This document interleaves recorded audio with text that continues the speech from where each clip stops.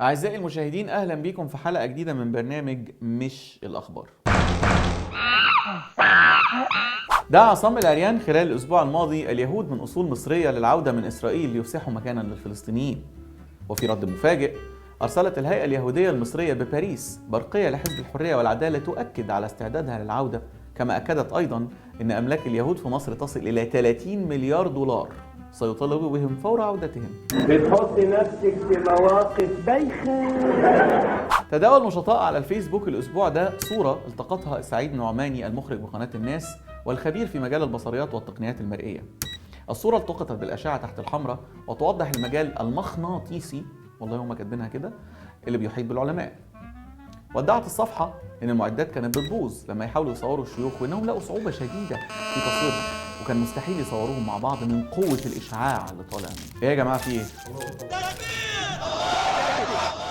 أعلنت صحيفة الصن البريطانية أن بإمكان الزوج الغير واثق من أدائه الجنسي الاستعانة بمدرب ليراقب أداء الزوج ويزوده باقتراحات لتحسين أدائه.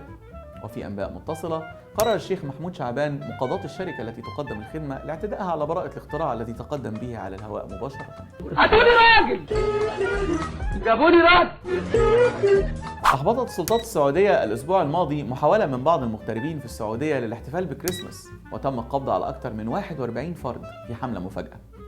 هذا وقد تركت السلطات رجل عجوز كان حاضر الاحتفال غلط غالبا لأنه شكله متدين ودقنه طويلة جدا وبيضة. ما شاء الله، خلاص طلعت فرنساوي يعني، الحمد لله.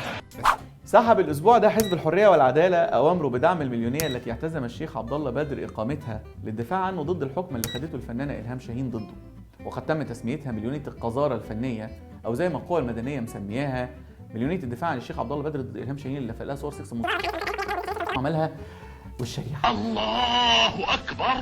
لا ده أنا عاملها قبل منك. تواجدت في الأسواق المصرية خلال الأسبوع ده نسخة من الويندوز تحمل شعار الإخوان المسلمين تحت اسم الويندوز الإسلامي. ويندوز في بيت سريانوسي. هنأ الدكتور عصام العريان الأمة بمناسبة رأس السنة الميلادية الجديدة 2013، وأكد أنه بيتفائل برقم 13 جدا لأنه كان الرقم رئيس مرسي في قائمة المرشحين، الأمر الذي يفسر العديد من الأحداث السعيدة التي حدثت منذ أن تولى فخامته الرئاسة.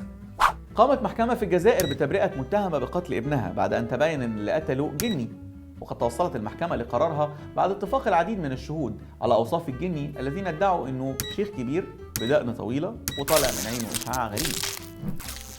دعا توفيق عكاشة في برنامجه على قناة المصارع إلى الثورة على السيد الرئيس محمد مرسي، والله انا هقعد انصح لغايه يوم 25 يناير، وأكد أنه لو فشل هقول الاخوان المسلمين احسن ناس، ولابد ان تكون الدوله الاسلاميه، والله اكبر يا سياده الرئيس، وانت جئت كما بنفس السيره كما كان يوسف عليه السلام خرج من السجن لكي يعتلي شعب مصر.